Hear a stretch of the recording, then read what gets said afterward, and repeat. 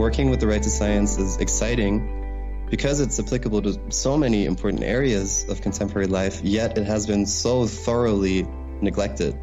So it's just really rare that people can contribute to areas of ethics or human rights that have been so underdeveloped. And this means that anyone that's listening right now has the potential to significantly impact and shape the promotion and the understanding of this right in ways that just wouldn't be possible in more established areas of human rights law or in practical ethics. And I think that the very fact that these rights were put into the same article in both of these major human rights instruments, that makes it possible for us to work an ethical and dignity-related, human-centered perspective into how we look at science. It allows us to perceive the human side of things, if you will, what's at stake for the humans that are involved. Hello, I'm Amy Smith, and you're listening to The Next Page, the podcast of the Library and Archives dedicated to advancing the conversation on multilateralism. Joining me for this episode are Professor Helle Porsdam, Professor of History and Cultural Rights at the Centre for Interdisciplinary Studies of Law at the University of Copenhagen. Professor Porsdam holds a UNESCO Chair in Cultural Rights. And also Dr. Sebastian Porsdam Mann, who is doing his second doctorate in human rights law, focusing on the right to science at the University of Oxford. Through their work, we get to explore the right to science, how it came about, what it means, how it can be put into practice, and even why it has been called the Sleeping Beauty. So welcome both of you to The Next Page. I'm so delighted you could join us here today to talk about the recently published book that you edited on the right to science. The book is so interesting for the Library and Archives in that it has much to do with the dissemination of knowledge, with open access, with international law, international cooperation, in this juncture between science and society in which human rights and the right to science can be applied as a very useful tool. So we're very curious to learn more. But first, perhaps you could introduce yourselves and let us know how your academic backgrounds brought you to this topic and why it is so important for us to have a book on the right to science now. Thank you very much. It's such a great pleasure to be here, and it's wonderful to have this opportunity to talk about our book.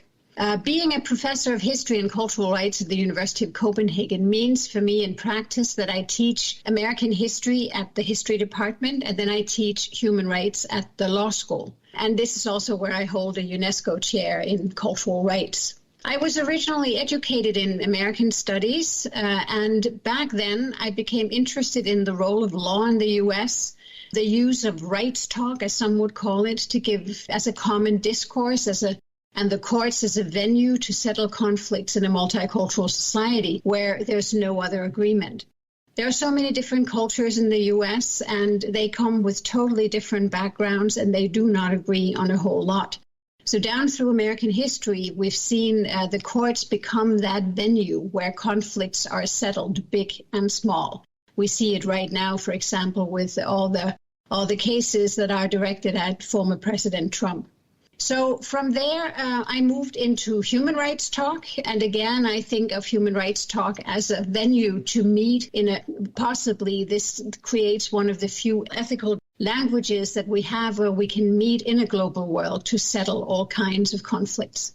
I'm especially interested in cultural rights, and normally we agree that cultural rights there are 4 core cultural rights, and those are the right to education, the right to participate in cultural life, the right to benefit from scientific progress and its products, and then something called authors' rights. In both of the major instruments that we deal with, the Universal Declaration of Human Rights and the International Covenant on Economic, Social, and Cultural Rights, the right to science is mentioned side by side with the right to participate in culture. And not everybody has been happy with this categorization. A number of scientists would say, for example, would it make science relativistic, like what is happening with culture and in the humanities? They don't see science as a part of culture. But as the drafters of both the Universal Declaration and the International Covenant on Economic, Social, and Cultural Rights saw it, the rights to culture and science and authors' rights ideally interact to make sure that we have a flow of human creativity and understanding. And I think that the very fact that these rights were put into the same article in both of these major human rights instruments, that makes it possible for us to work an ethical and dignity-related, human-centered perspective into how we look at science. It allows us to perceive the human side of things, if you will, what's at stake for the humans that are involved. And at a time where many have a more or less sinking feeling of living in a post-truth world, in which scientific facts commonly agreed upon by scientists are routinely reduced to fake news or to alternative facts, I think that the right to science may provide a useful tool. That's really why I'm doing this. And the wording of especially Article 15 of the International Covenant on Economic, Social and Cultural Rights is so very rich that it allows us to put on the agenda and out there for discussion everything from scientific freedom to international cooperation and the importance of the public dissemination of science. Fascinating. And so you, Sebastian? So first, let me say thank you so much, Amy, for having us. I'm excited to share our work on the right to science. So my background's originally in philosophy, experimental psychology, and neuroscience, in which I was educated at the University of Cambridge. And I also did my first doctorate in applied ethics and neuroscience there. So when I began my first postdoc at Harvard Medical School's Center for Bioethics, interest in the right to science field was just starting to accelerate. There were rumors at the time that a general comment, which is an authoritative interpretation by the UN expert body overseeing the implementation of the relevant human rights treaty, was in the works on the right to science. In bioethics, moreover, the right to health has a relatively prominent role. It's the subject of thousands of research articles and has been used in litigation aimed at furthering bioethical goals, such as access to essential medicines. So the two of us here, together with my boss at the time, Christine Mitchell, thought that the right to science was topical but had been neglected, and envisioned that it might have at least as much potential as the right to health does. So we set up a reading group to learn more about this right and began various efforts, including the one that would eventually turn into our edited volume that we're discussing today. And the timing of the book was in part chosen to coincide with the publication of the general comment that I mentioned, so that the chapters included would be among the first contributions to react to that really important document. So everybody's heard about the Universal Declaration of Human Rights, but the right to science, Article 27, you've talked about it, but it's not one of the most well-known, as you've said. I thought I should read it out. Article 27, everyone has the right freely to participate in the cultural life of the community, to enjoy the arts and to share in scientific advancement and its benefits. Sebastian, perhaps let's start with a historical point of view. Tell us a little bit more about the background on how this article came into being. So the right actually has quite an interesting history, surprising, at least to me. The first known reference to the ideas that underlie this right stems from FDR, from Franklin Delano Roosevelt's For Freedom speech. Towards the end of that speech, he points to 6 basic things, I quote, that make up the foundations of a strong and healthy democracy. Among these, one of these 6 is, I quote again, the enjoyment of the fruits of scientific progress in a wider and constantly rising standard of living. And so we know from scholarship based on the drafting history, the preparatory works, that the credit for including the right to science provision in the Universal Declaration goes to John Peters Humphrey, who was the Canadian international law professor who served as the director of the UN Secretariat's Division of Human Rights at the time. Now John Humphrey, was tasked with preparing a first draft of the document that would eventually become the Universal Declaration of Human Rights. And as he set about this task in 1947, he looked around and drew inspiration from a range of sources, one of which was the first draft of the American Declaration of the Rights and Duties of Man, which would eventually become the first international Declaration of Human Rights, beating the Universal Declaration by half a year or so. And we know from Humphrey's memoirs that he got his inspiration for including the right to science in the Universal Declaration from this draft of the American Declaration. And Article 13 of that draft, I have it in front of me here, says, I quote, every person has the right to share in the benefits accruing from the discoveries and inventions of science under conditions which permit a fair return to the industry and skill of those responsible for the discovery or invention. Now, unfortunately, we don't know where the inspiration came from to include it in the American Declaration, but we know that the right to science and the Universal Declaration came from there. So that was then, and today our lives in the West are so full of technology, and we seem to have a pervading belief in our capacity to advance with science, that somehow science will solve all our problems. So reading Mikael Mansisido's chapter on the dawning of the right to science, I found it really interesting to discover the story of how the S for science came to be included in the organization we now know as UNESCO. It sounded like it was quite a determined fight on the part of a group of scientists. After all, this was in 1945. It was immediately post-World War II with the Nazi war crimes and the horrors of the atomic bombs, still very vivid in people's minds. So would you tell us a little bit more about this and how the fear of what scientists will do to us next, as the chair of the conference, Ellen Wilkinson, said, how that influenced how science was included in the name and in the focus of the organization? And how did this shape ethical discourse? Yes, the UNESCO stands for Education, Science and Culture. That's part of the name UNESCO, and that's kind of the resort, the remit of UNESCO. And that link between science and culture has actually been there from the very beginning.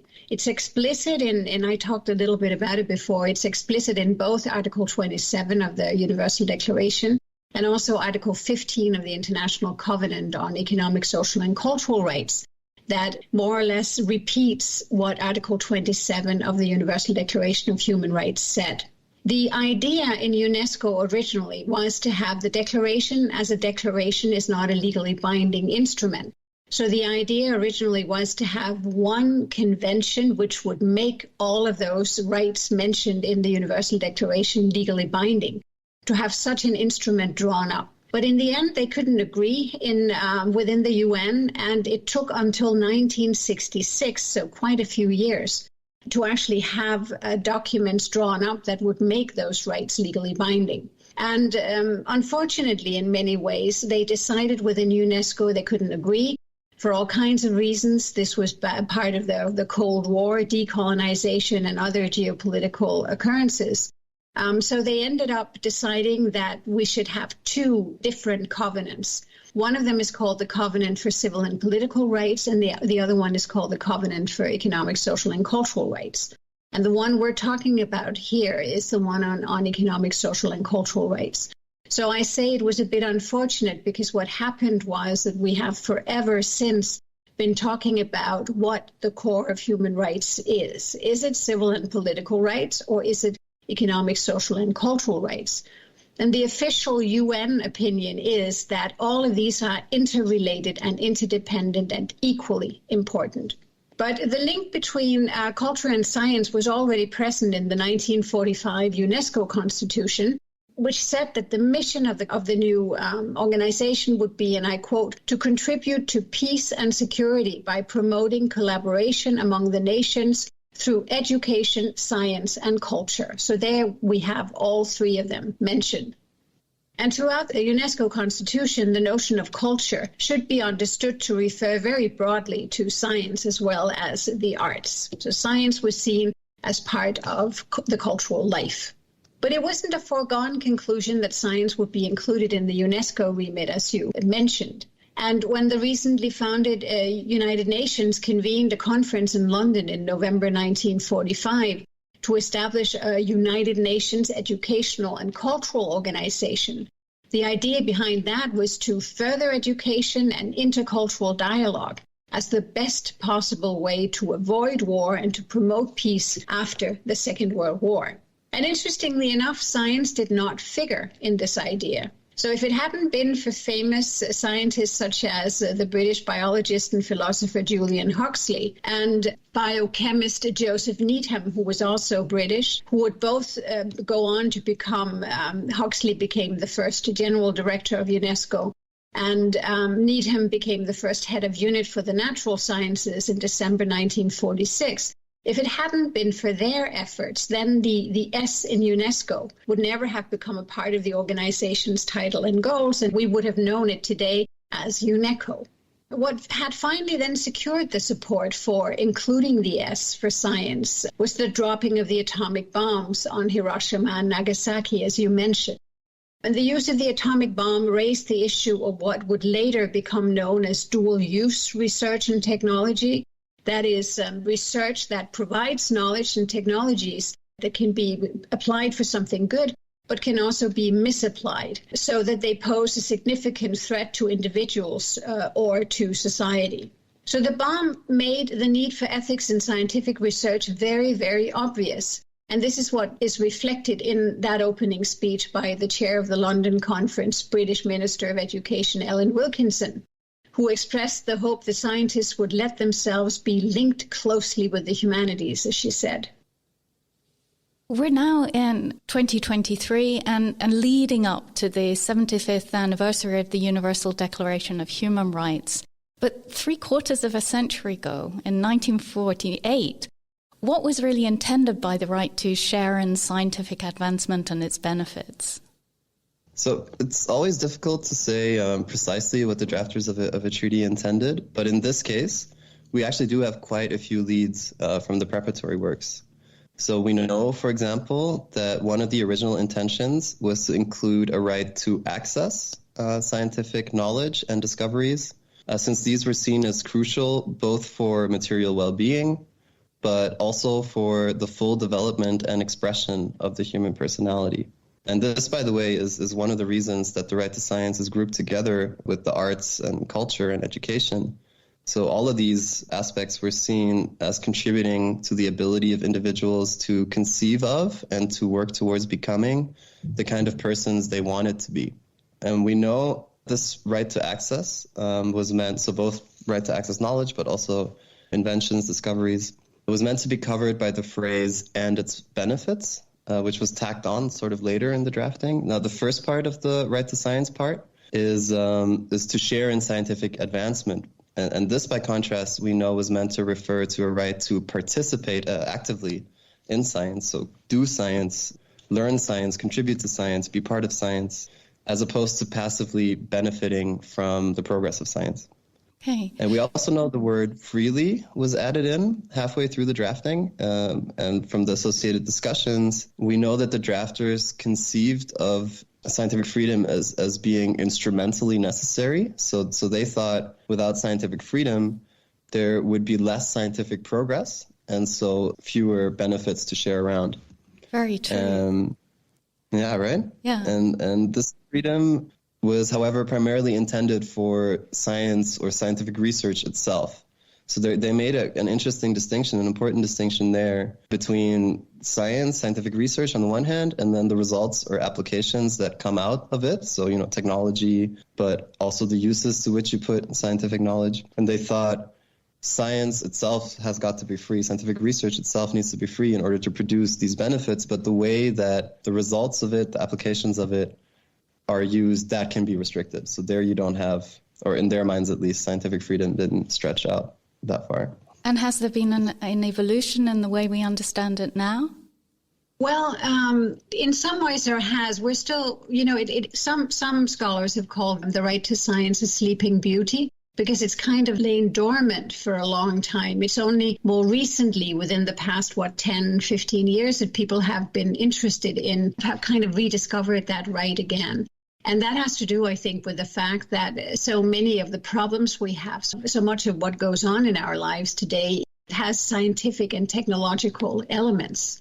So it's become more topical. And also after the COVID crisis, it was kind of clear to everyone that we need scientists on board to help us, but that general public also needs to be a part of this, needs to get access to this, needs to benefit from this. And one of the things that's so interesting about Article 15 in the International Covenant on Economic, Social and Cultural Rights is that it has 4 parts. In the first part of Article 15, this is where the right to science is outlined together with the right to participate in cultural life and authors' rights. And then the other 3 parts of Article 15 deal with the kinds of obligations that states have to make sure that their citizens have access to the right to science. Right now, I think we are beginning to move slowly from theory to practice. We have uncovered some of the normative stuff behind what is the right to science. And now the question is, how can we use it in practice? Can we make it justiciable, as lawyers say, for example, so that it can be used in a court of law? Could it be used, for example, in some of the litigation that's going on about, concerning climate change? And how, in other ways, can we turn from theory to practice? That's what the next generation of PhD scholars, such as Sebastian, are working on right now. So one of the chapter authors, Mylène Bidot, draws, among other things, on the notion of knowledge as enabling people's ability to aspire. And she presents arguments just like the former Special Rapporteur on Cultural Rights, Farida Shahid, who's now Special Rapporteur on the right to education, that science is actually part of cultural life, since cultural life englobes all aspects of human existence, of which science is only one, and I think you've already touched a bit on this. Consequently, Bidot proposes that it's time to see the right to science as a more substantial right to participate in scientific life. You can always see this tension there in Article 27 between people as active agents freely participating and as passive beneficiaries sort of sharing in the benefits. Would you like to elaborate a bit more on how we are to understand this right to freely participate in the text of Article 27, and what are the implications from the point of view of scientists and the general public? Yes. Well, the wording of Article 27 of the Universal Declaration is slightly different from the right to culture to the right to science, as you also pointed out. When it comes to cultural life, the wording says everyone has the right freely to participate in the cultural life. But when it comes to the right to science, the wording says everyone has the right to share in scientific advancement and its benefits. So that part about the right to science sounds slightly more passive. And it was discussed by the drafters. How would everybody no one needs major qualifications to participate in cultural life, but if you know nothing about science, how can you possibly participate? But it was also clear, and Sebastian already said this, I think, that taking part in scientific activities was seen as a form of cultural life, that science was a part of cultural life. Hence, science is a cultural human right. But lately, there has been a major emphasis, even more and more, on participation. For example, in the general comment from 2020 that talks about citizen science or do-it-yourself science. And participation means two different things. It means participating, actually being part of as a citizen scientist, being part of science itself. For example, helping scientists find, if scientists are interested in butterflies, for example, the general public can participate in gathering samples and helping scientists. So that's one part in which you can participate in citizen science. But the other part of it also has to do with decision making in science policy. As part of a democratic right. And this is something that Farida Shahid, the first UN Special Rapporteur in the field of cultural rights, wrote about. The consensus today is pretty much that participation is just as strong when it comes to science as in culture. And we know also from the travaux, and again, Sebastian already mentioned this, that this is how the drafters looked at it. For Shahid and others, citizen participation in science policymaking is especially important as a possible potential way to prevent dual-use science and technology, to create transparency about what is happening in the world of science so as to prevent, especially for vulnerable persons and groups, bad science. And also to make sure that ongoing scientific research relates to current societal problems. And this is then something that can clash with scientific freedom. Scientific freedom that is mentioned specifically in Article 15.3 and is a major part of the right to science. Without scientific freedom, there will be no production of science, no production of knowledge from which the general public can learn and benefit. And the issue here is what is the extent to which the public's participation in science actually means that they can tell scientists and scholars what to do their research on. Now, I am paid by the Danish population. My salary comes from public sources. So does the Danish population's right to science mean, for example, that they can tell me what to do my research on? There's a tension here between, on the one hand, scientific freedom, and on the other, this democratic mandate of the right to science, meaning participation in science policy making. So there's an awful lot in participation. There is. We had a brief mention of COVID earlier on, and I'd like to come back to that and talk about how the pandemic really is such a vivid and current example of how the right to science can be applied. And Sebastian, you considered COVID as a case study in the book. So would you tell us a bit more about what this human rights perspective can lend to such a global crisis, and walk us through, as you put it, the good, the bad and the ugly, and tell us what you found? Right. Yeah. So much of the preparation of our book coincided in time with the COVID-19 outbreak, and the pandemic thus served as an obvious and also obviously important case study. The pandemic illustrates several or all of the aspects of the right to science. The subtitles you mentioned are a reference to the fact that the right to science includes aspects aimed at minimizing harm, just as it includes aspects aimed at facilitating benefits. So the good here would refer to viewing COVID-relevant science and its applications, technologies, and so on as public goods. And expanding access to them is, of course, a moral imperative and a pragmatically wise choice. But the right to science adds to this list of reasons a political and legal dimension, an obligation, which can be used to bolster efforts at expanding access to the benefits. As part of the human rights framework, the right to science, moreover, brings with it an inherent focus on equality and non-discrimination.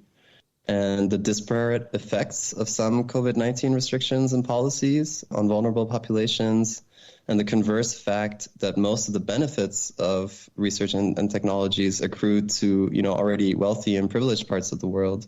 That's what we refer to as the bad effects of pandemic science. So we argued that the focus on human rights law, on equality and non-discrimination could be used to help counter these bad effects. Now, finally, the ugly refers to the phenomenon of dual-use science, which has been mentioned already. So it's the potential of the same science or technology to be used for either negative or positive ends, where an obvious example is nuclear physics, which can be used to generate a lot of energy or to making really powerful weapons. And now in the context of COVID and the right to science, some of these dual-use concerns might include, the enhanced surveillance capacities developed to manage the pandemic, as well as pandemic-related public health laws and their potential for, use for purposes other than responding to the pandemic. And so this is a reminder that many scientific advances will include risks and downsides in addition to their benefits, and that a human rights approach requires paying attention to both. Exactly. So we've already mentioned it, but of course, the pandemic and COVID also highlights the issues abounding with the fake news and alternative facts and the media and manipulative algorithms of social media and so on. And the physicist Rangash Yogeshwar writes in the book that the focus is no longer on content, but on attention. The guiding principles are not facts or social relevance, but reach, hit rates, and aggressive clickbaiting. And as an aside, I was quite interested to note how he sees this association between a culture of artificiality that's growing around us and the rise in this word that we hear a lot these days, authentic. But Yogeshwar also warns us about underestimating the effect of complexity, and he highlights the disconnect in communication between scientists and citizens, although presumably we share goals in the pursuit of science. So there are so many channels now available for us for the dissemination of information, and we do tend to assume that open and free access, especially online, is a good thing. Would you tell us a bit more about the possible pitfalls and how we can better communicate around these complex issues and make a better connection perhaps between scientists and citizens? Yes. The drafters behind those two major human rights instruments that we're talking about here, the Universal Declaration and the International Covenant, knew very well how important dissemination is. So Article 15.2 in the International Covenant on Economic, Social and Cultural Rights concerns dissemination, because without dissemination, there is no right to science. If people don't understand what is happening in the world of science. How can they have access? Doesn't mean anything. It has to be, scientific knowledge has to be disseminated in such a way that people understand. But one of the things that interests me is who should do this communication.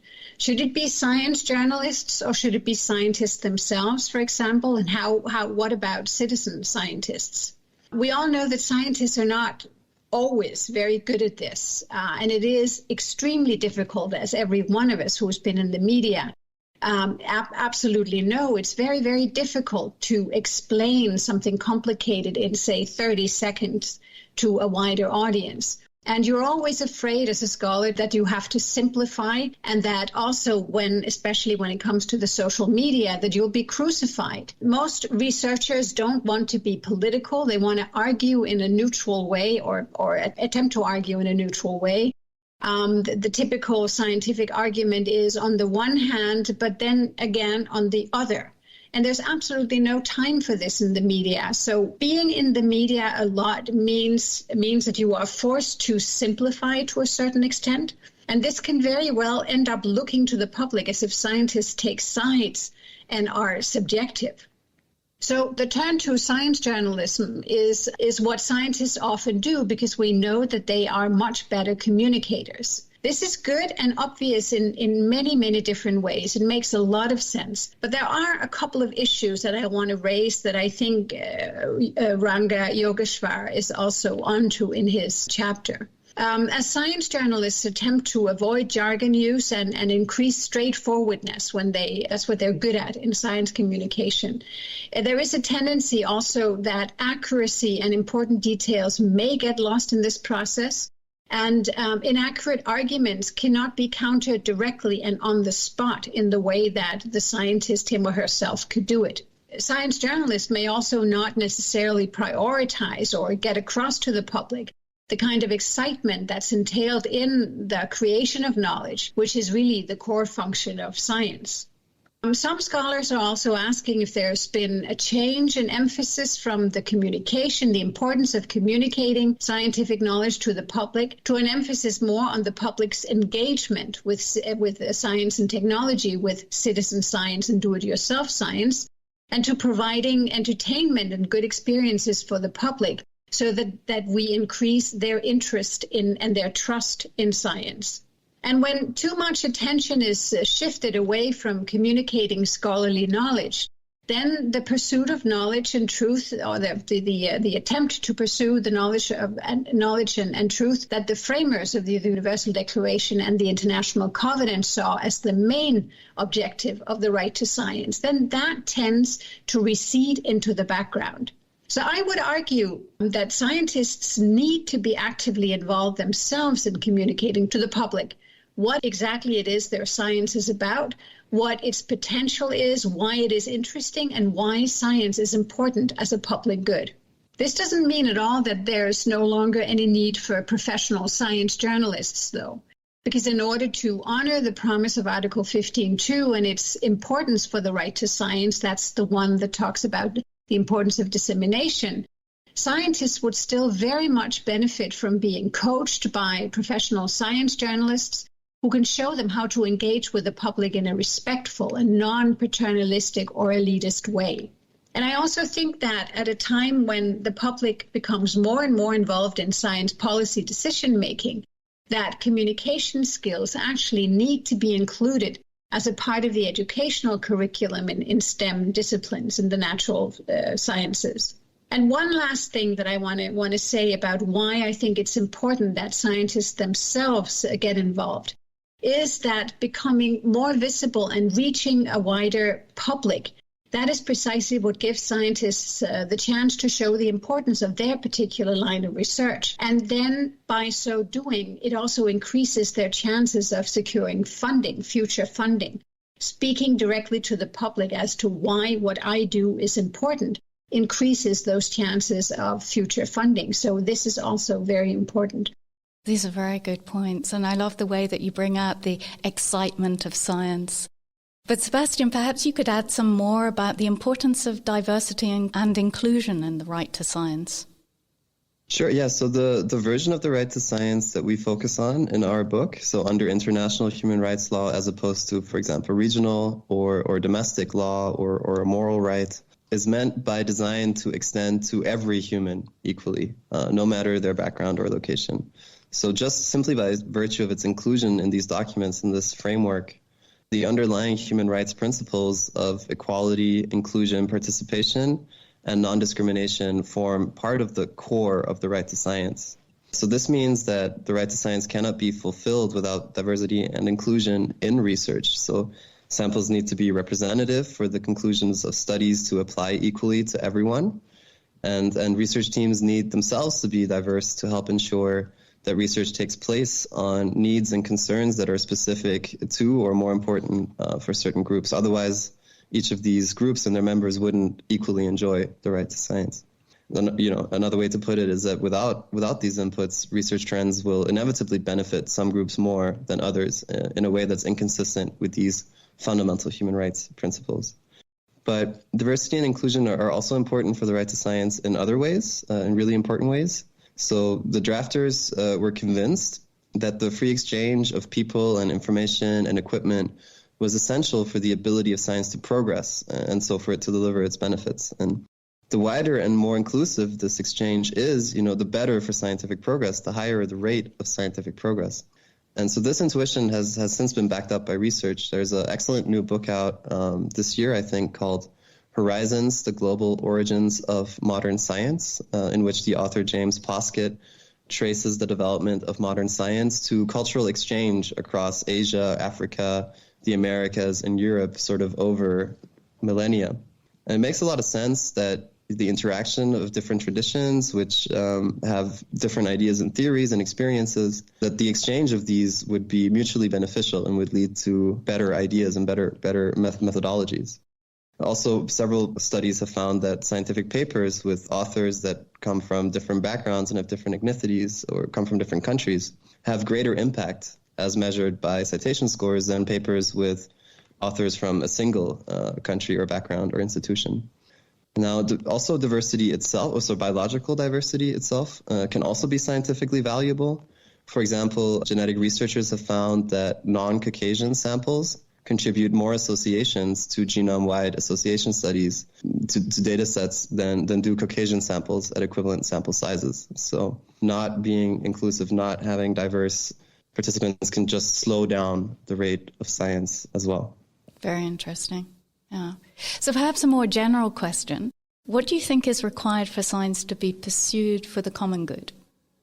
Well, just to follow up on what Sebastian already said, we're in the middle of a climate crisis right now and certain other major problems.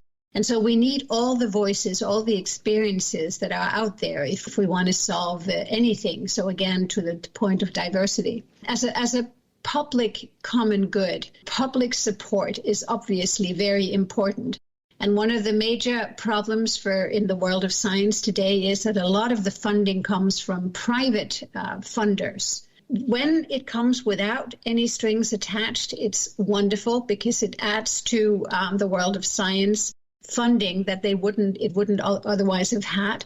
But if it comes with strings attached, or if it gets fenced off by means of patents and intellectual property, then it is no longer available as a global common good. And this was one of the major problems with it during COVID, with some of those vaccines were far too expensive. And that's what happens when you throw intellectual property rights as something, you fence it off, it becomes a private thing, it excludes people. So all of these reports written by the relevant UN special rapporteurs all point to the fact that if we want to talk about science, pursuing science for the general common good, then public support, funding needs to be increased.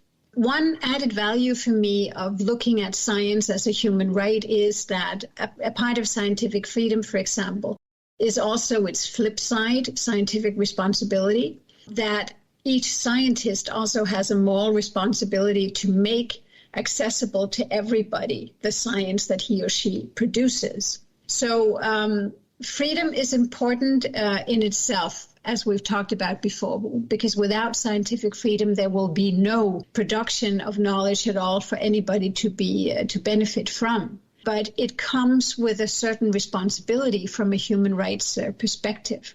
And then also, as we've mentioned before, the framers did see a difference between the production of science, which ought to be free in itself, because it was about pursuing scientific knowledge and the truth in and of itself. So there should be no limitations on that, hence scientific freedom, the importance of that, but that its products, whatever came out of it, their limitations could apply. And the human rights system comes with limitations in and of itself, which is a good thing when we talk about pursuing science for the common good.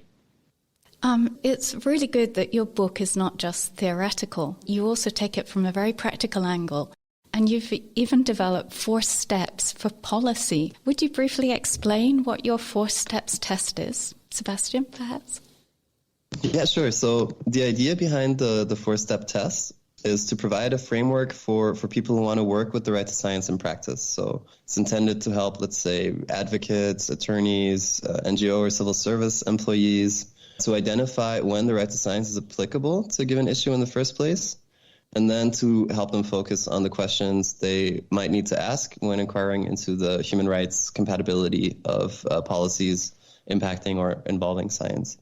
Now, the 4 steps are a series of questions that proceed in a logical order to identify if the right to science is relevant to an issue, whether this issue promotes or restricts the enjoyment of the right to science, and if it does restrict the enjoyment, then whether this is legitimate under the sort of limitations framework that's built into the international covenant in which we find this right. So the first step involves assessing whether an issue falls under the scope of the right to science. So we provide some guidance on what's meant by benefit of scientific progress or by its applications, as these terms are understood within the specific human rights context.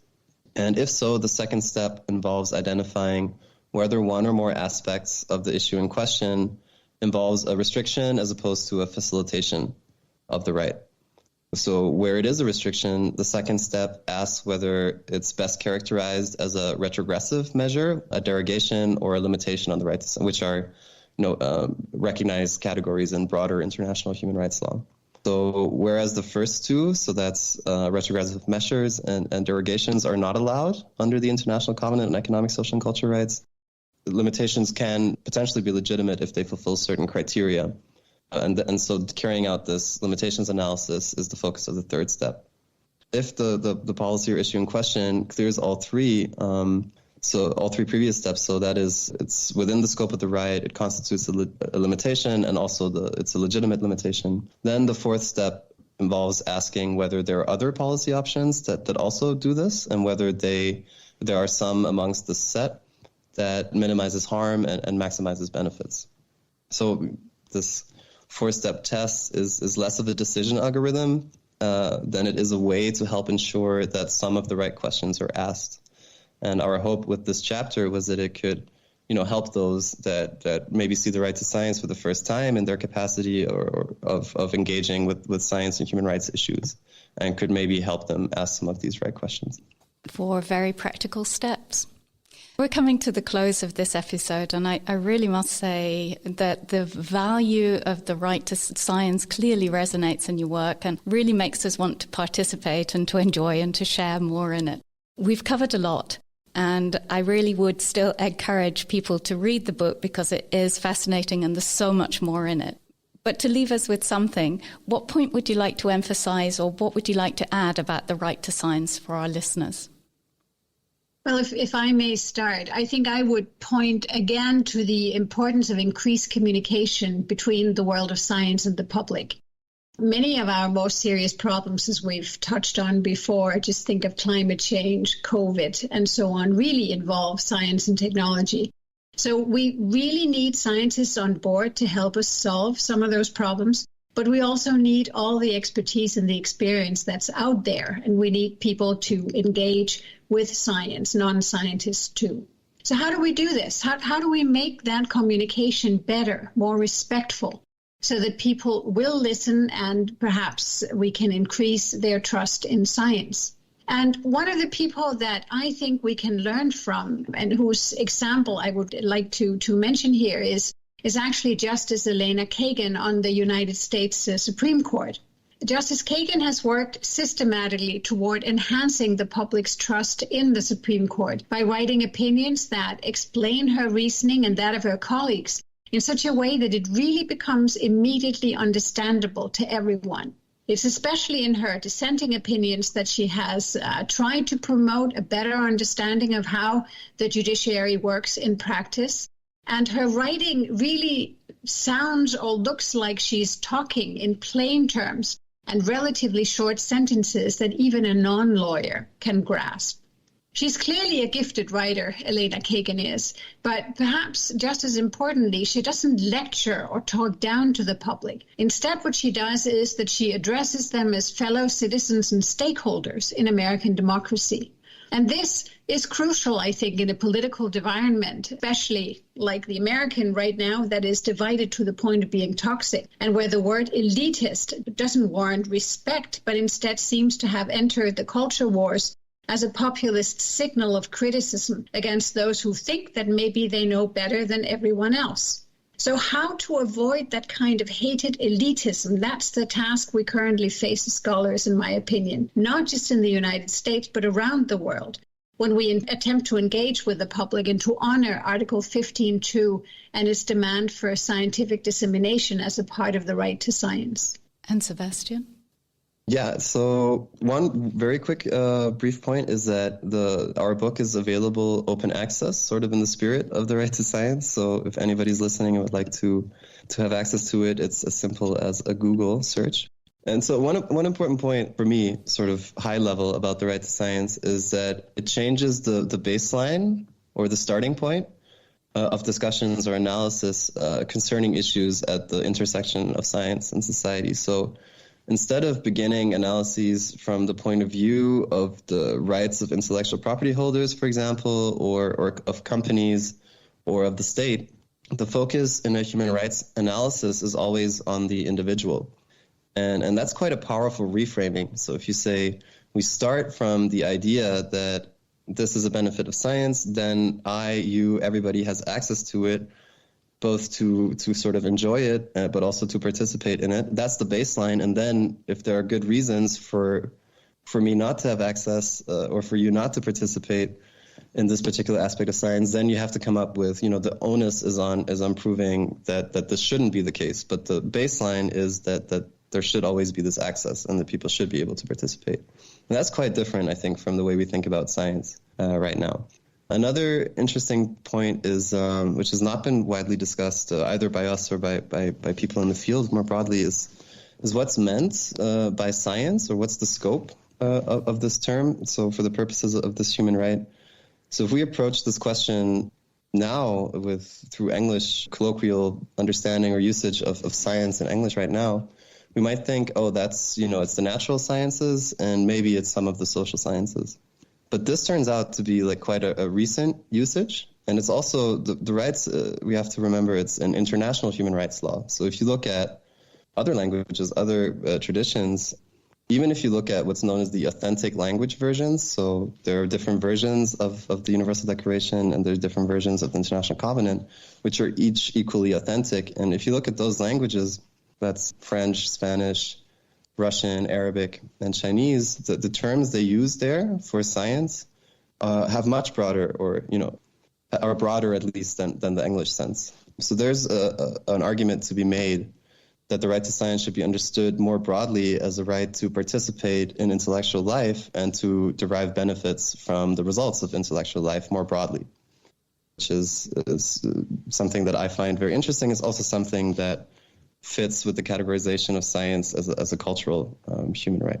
And then last but not least, working with the right to science is exciting because it's applicable to so many important areas of contemporary life, yet it has been so thoroughly neglected. So it's just really rare that people can contribute to areas of ethics or human rights that have been so underdeveloped. And this means that anyone that's listening right now has the potential to significantly impact and shape the promotion and the understanding of this right in ways that just wouldn't be possible in more established areas of human rights law or in practical ethics. And so that's awesome and that's exhilarating, at least to me. So if you're listening to this, please join in and help us. Please join in trying to develop this right. Well, it is exhilarating, and I think you really have broadened our perspectives. So Helle Porsdam, Sebastian Porsdam Mann, thank you so much for joining us today. Our pleasure. Thank you for having us, Amy.